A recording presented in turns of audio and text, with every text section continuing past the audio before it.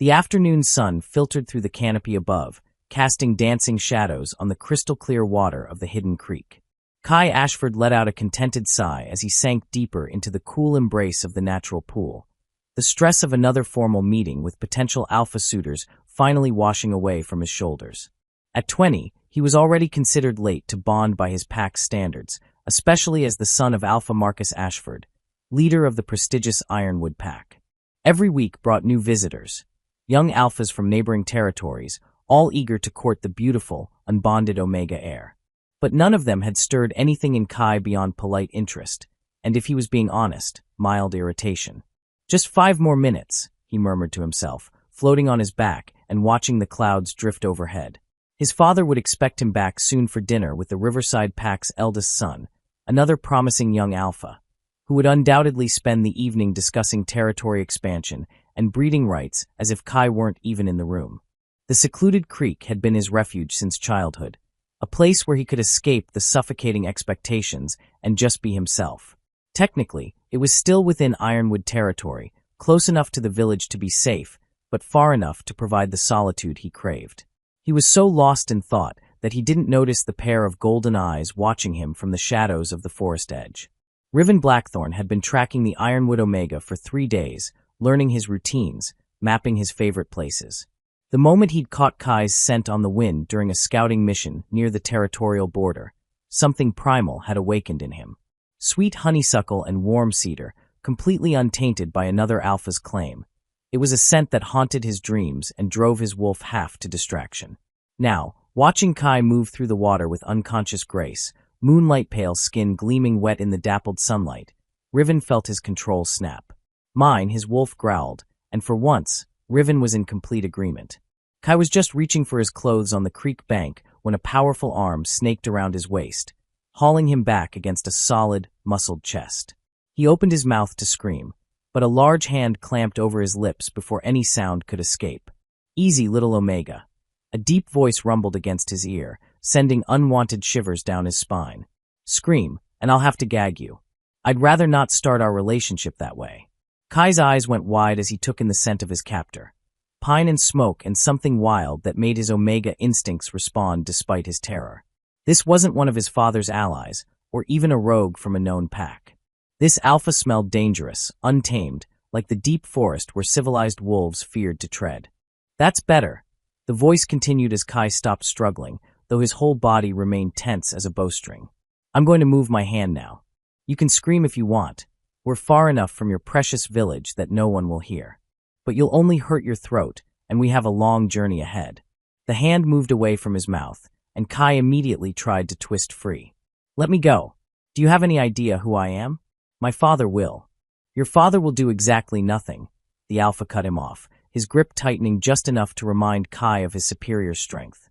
"Marcus Ashford leads a soft pack of farmers and merchants. He's never dealt with real wolves like me." Kai managed to turn in his captor's arms, getting his first good look at the man who'd taken him. He was tall, easily 6'4", with shoulder-length black hair and the kind of rugged features that belonged in the wilderness rather than a drawing room. Scars marked his arms and chest, pale lines that spoke of battles fought and survived. But it was his eyes that made Kai's breath catch, golden amber that seemed to see straight through him, intelligent and predatory in equal measure. "Who are you?" Kai whispered.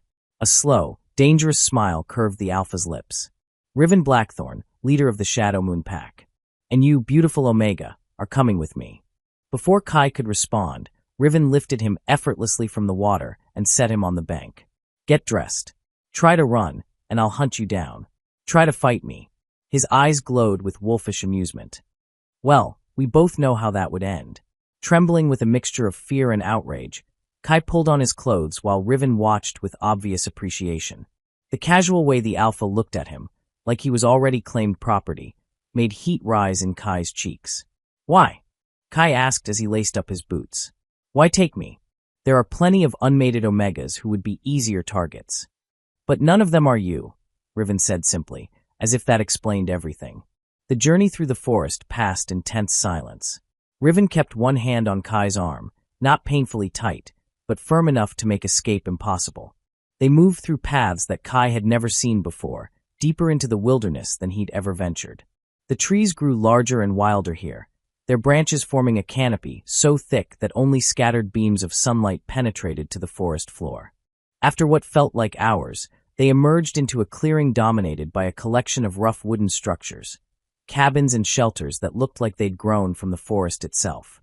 Wolves in human form moved between the buildings, their movements carrying the same untamed quality as their leader. When they saw Riven approaching with his captive, several of them approached with curious expressions. "Boss," called a scarred man with graying hair. "This him?" "This is Kai," Riven confirmed, his possessive tone making Kai's stomach clench. "He's to be treated with respect, but he's not to leave the territory. Post guards on all the borders." "You can't just keep me here," Kai protested, finding his voice again. "This is kidnapping. My father." "Your father won't risk a war over one Omega, even his precious son," Riven interrupted, steering Kai toward the largest cabin. "Not when he has other children to think about." The cabin's interior was surprisingly comfortable, rustic but well-maintained, with a stone fireplace and furniture carved from local wood. Riven guided Kai to a chair, and then moved to pour 2 glasses of water from a pitcher on the table. "I know what you're thinking," he said, offering 1 glass to Kai. "You're thinking I'm a monster who steals innocent Omegas for sport. Aren't you?" Kai shot back, though he accepted the water gratefully. Riven laughed, a sound with no humor in it. "Maybe, but not for the reasons you think." He settled into the chair across from Kai, those unsettling golden eyes never leaving his face. "Tell me, little prince, what do you know about the Shadow Moon Pack?" "I know you're rogues," Kai said carefully. "Wolves who broke pack law and were cast out. Is that the story they tell?" Riven's expression darkened. "Of course it is. Much easier than admitting the truth." Despite himself, Kai found his curiosity piqued. "What truth?" "That we were exiled for refusing to bow down to corrupt leadership. That we were cast out for protecting Omegas and weaker pack members from Alphas who saw them as property." Riven's voice carried old pain and bitter anger. "Your father was part of the council that voted for our banishment." Kai's glass slipped in his suddenly nerveless fingers. "That's impossible. My father would never." "Your father stood by and watched while Alpha Gregory Morse beat his Omega mate to death for disobedience," Riven said flatly. "When I challenged him to combat for the crime, the council declared me a rogue and ordered my pack exiled rather than admit one of their precious allies was a monster." The words hit Kai like physical blows. He wanted to deny them, to insist that Riven was lying, but something in the Alpha's expression told him this was the truth, or at least Riven's version of it.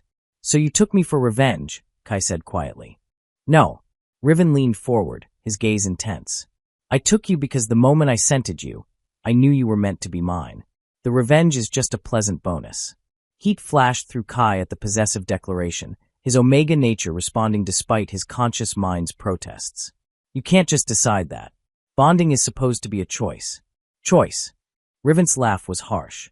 "When did you ever have a choice, little prince? How many Alphas has your father paraded in front of you? How many mating contracts has he negotiated without your input? At least I'm honest about what I want."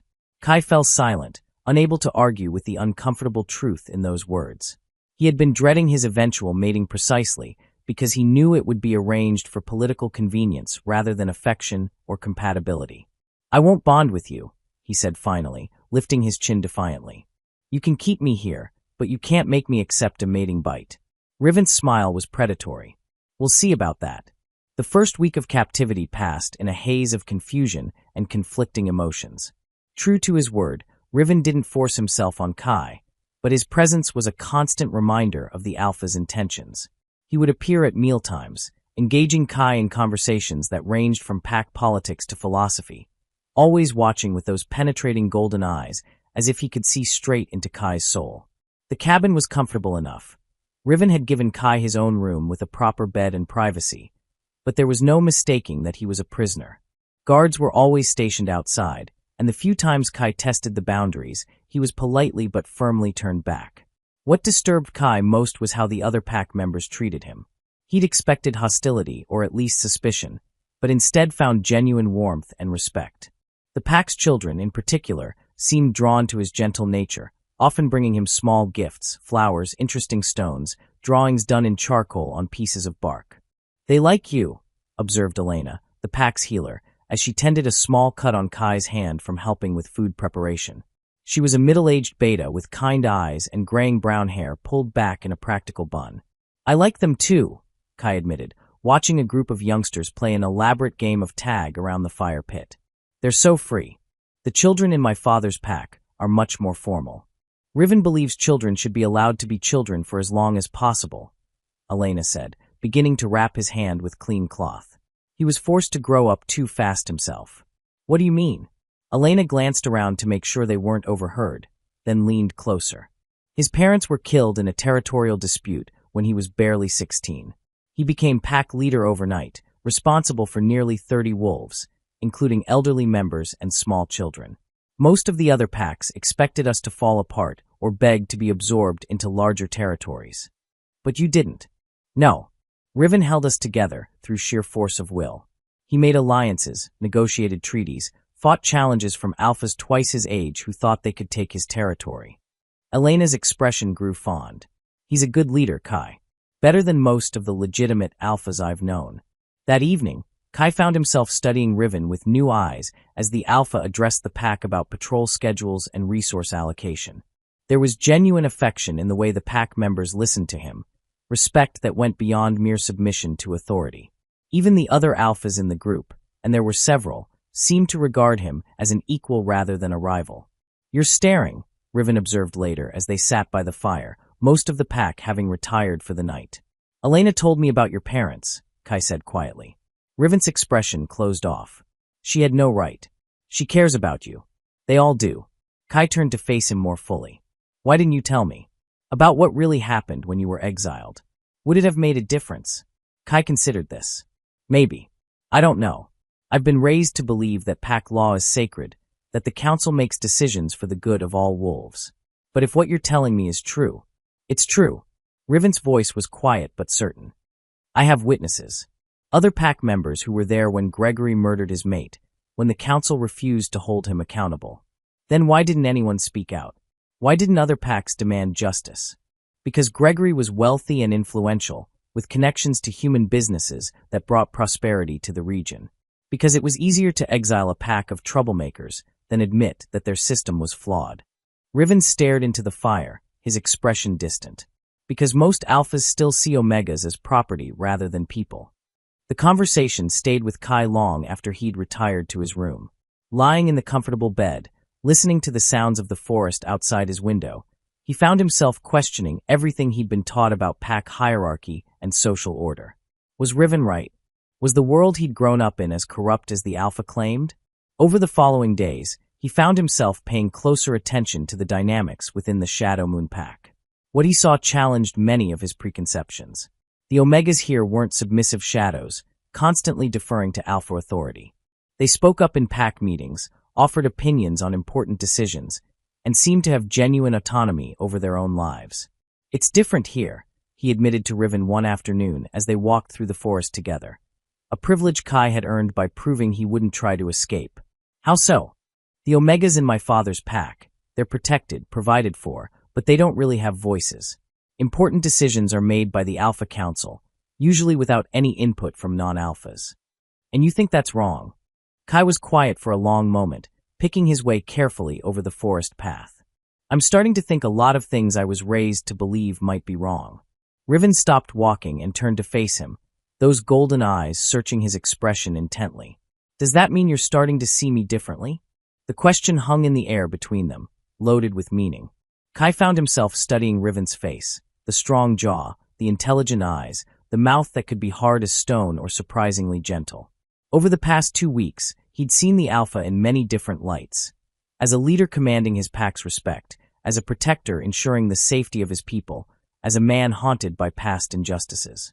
I don't know, Kai said honestly. I know I don't hate you anymore. That's a start, Riven said softly, reaching out to brush a strand of hair from Kai's face. The gentle touch sent shivers down Kai's spine, his Omega instincts responding to the Alpha's proximity despite his mental reservations. Why me? Kai asked, the question that had been haunting him since his capture. There have to be unmated Omegas who would welcome your attention, who wouldn't need to be stolen away. Because none of them are you, Riven repeated his earlier answer. Because your scent calls to something in my soul. Because when I see you smile at our children or help Elena with the injured, I can envision a future I never thought I'd want. What kind of future? Riven's hand cupped Kai's cheek, thumb tracing over his cheekbone. One where we build something better than what we had before. A pack where omegas and alphas are partners rather than rulers and subjects. A place where our children grow up knowing they're valued for who they are, not just their designation. The vision he painted was seductive, all the more so because Kai could see it wasn't just pretty words. The evidence was all around them in the way the Shadow Moon Pack operated, in the happiness and health of its members. But I'd have to give up everything, Kai whispered. My family, my old life, my identity as the Ironwood heir. You'd gain a new identity, Riven countered. As my mate, as a leader in your own right. The pack would follow you just as readily as they follow me. Before Kai could respond, the sound of a hunting horn echoed through the forest. 3 long blasts that made every wolf in the area freeze with recognition. It was the call of the Ironwood Pack, and it meant they'd found the Shadow Moon territory. They've come for you, Riven said, his expression hardening into battle-ready alertness. Kai's heart clenched as he realized this moment had always been inevitable. His father would never abandon him, no matter the cost. The confrontation took place in the main clearing, with the Shadow Moon Pack arranged defensively around their territory while a delegation from Ironwood approached under a flag of truce. Marcus Ashford led the group, his graying hair and weathered features marking him as a wolf approaching his prime years. Behind him came a mix of warriors and diplomats, including several young alphas Kai recognized as previous suitors. Father, Kai called out, stepping forward despite Riven's restraining hand on his arm. Kai. Marcus's voice was rough with emotion as he took in his son's appearance, healthy and unharmed, but clearly changed by his time in captivity. Are you injured? Have they hurt you? No, Kai said honestly. I'm fine. Thank the moon goddess. Marcus's relief was palpable before his expression hardened as he turned to Riven. Blackthorn, I should have known you'd eventually resort to kidnapping innocents. Your son came with me willingly, Riven lied smoothly, moving to stand beside Kai in a clearly possessive gesture. Bullshit, snapped Derek Morrison, one of Kai's former suitors. Everyone knows omegas can't make rational decisions around unmated alphas. You've obviously been manipulating his instincts. Kai felt a flash of anger at the casual dismissal of his agency. I'm standing right here, Derek. Perhaps you should ask me what I want instead of assuming you know. Derek looked taken aback by the sharp tone, clearly not used to hearing such assertiveness from Kai. Several of the other Ironwood wolves exchanged surprised glances. What do you want, son? Marcus asked carefully. Kai looked between his father and Riven, acutely aware that his next words would determine the course of his entire future. The safe choice would be to return home, to resume his role as the dutiful Omega heir and accept whatever mating his father arranged. But safety had never led to happiness, had it? I want to understand something first, Kai said. Father, is it true that you were part of the council that exiled the Shadow Moon Pack? Marcus's face went carefully blank. That was a complex political situation, Kai. Not something for you to concern yourself with. It concerns me when the man I'm supposed to fear as a dangerous rogue tells me he was exiled for protecting omegas from abusive alphas. He's been filling your head with lies. Is Gregory Morse dead? Kai interrupted, his voice carrying clearly across the clearing. The question hung in the air like a thunderclap. Marcus went very still, and several of the other Ironwood wolves shifted uncomfortably. Gregory died in a hunting accident 6 months ago, Marcus said finally. Before or after his mate died under mysterious circumstances? Kai, that's enough. We're here to bring you home, not to relitigate old political disputes. But Kai could see the truth in his father's expression, in the way the other Ironwood wolves couldn't quite meet his eyes. Everything Riven had told him was real. You stood by and let him murder an innocent Omega, Kai said, the words heavy with disappointment and betrayal. The situation was complicated. No, it wasn't. Kai's voice was steady despite the emotional turmoil raging inside him. An alpha killed his mate, and instead of holding him accountable, you exiled the wolves who demanded justice. How many other complications have you allowed over the years? That's not fair, Kai. You don't understand the pressures of leadership, the difficult decisions that have to be made. I understand that you chose politics over protecting your own people. Kai cut him off. I understand that you would have married me off to Derek or one of the others without caring whether I wanted them, because it served your political needs. I would never. Wouldn't you?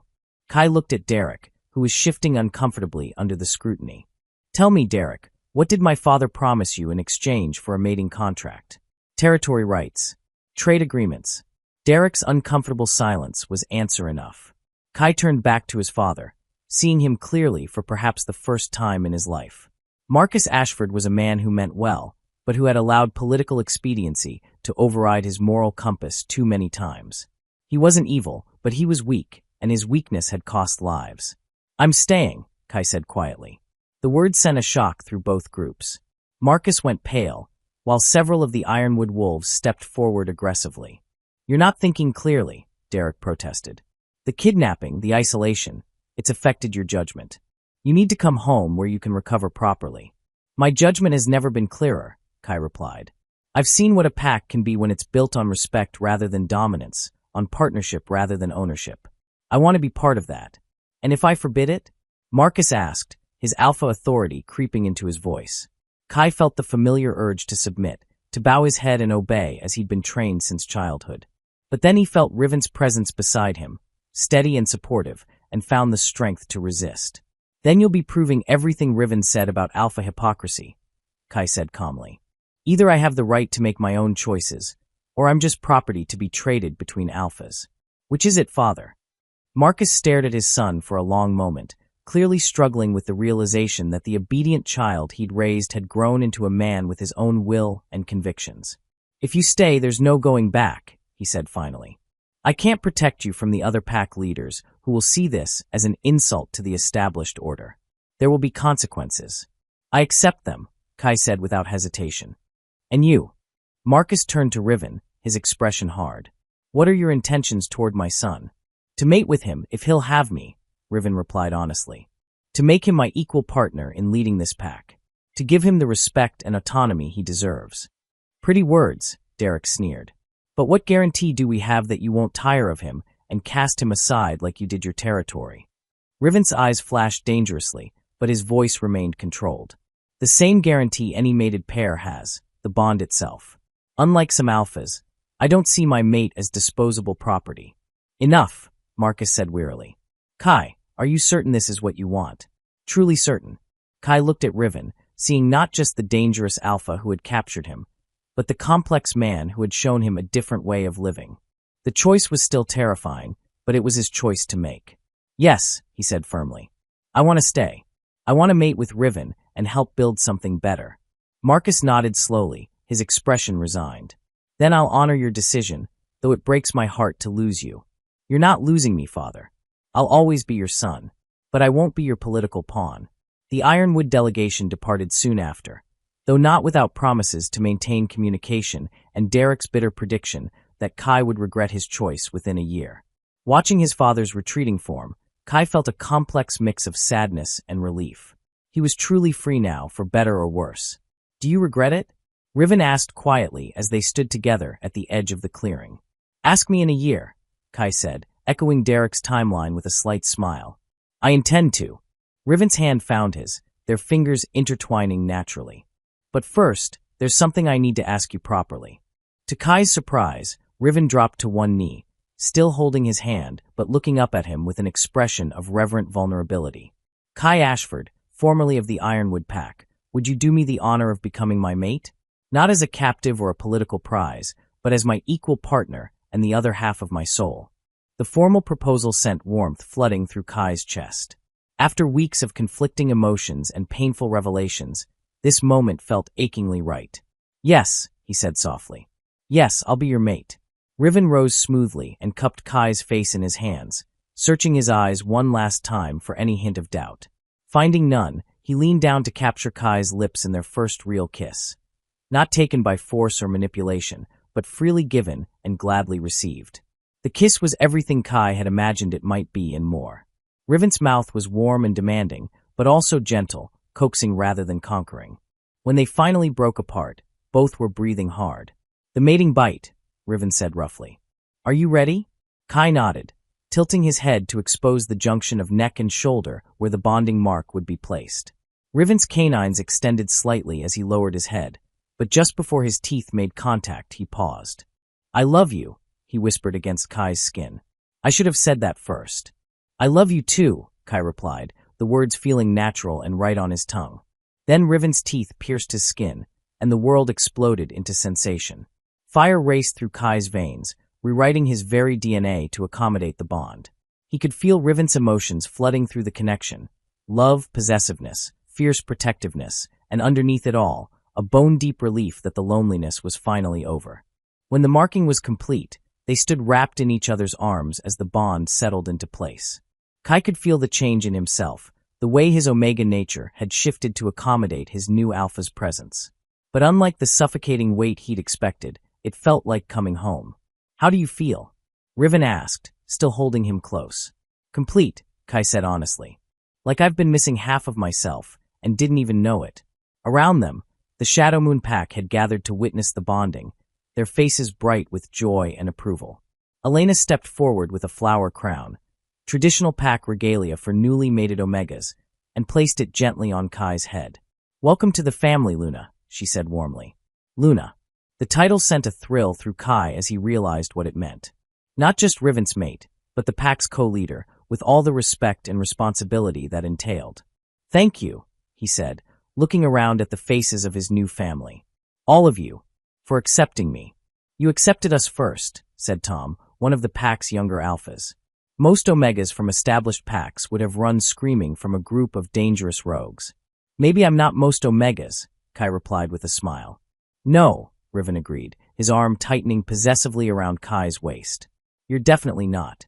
The bonding celebration lasted well into the night, with pack members sharing stories, singing traditional songs, and welcoming their new Luna with genuine warmth. As the evening wore on, Kai found himself thinking about the future they were building together.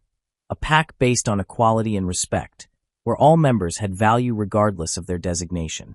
It wouldn't be easy. The established packs would view them with suspicion, and there would always be those who preferred the old ways of dominance and submission. But with Riven beside him and the Shadow Moon Pack's support, Kai felt ready for whatever challenges lay ahead. "Regrets?" Riven asked later as they retired to their shared cabin, now officially mates in every sense. "Only one," Kai said, settling into Riven's arms on their bed. "What's that?" "That it took you so long to steal me away," Kai replied with a mischievous smile. Riven's laughter rumbled through his chest as he pulled his mate closer. "I'll remember that for next time." "There won't be a next time," Kai said firmly. "You're stuck with me now." "Forever," Riven agreed, and sealed the promise with a kiss that tasted like home and hope and the beginning of their new life together. Outside their window, the forest whispered its ancient songs, welcoming the newest member of its wild community. And in the heart of the Shadow Moon territory, two souls that had found each other against all odds settled into the rhythm of a love that would reshape their world. Thank you for watching. If you enjoyed this story, don't forget to subscribe so you won't miss our next video.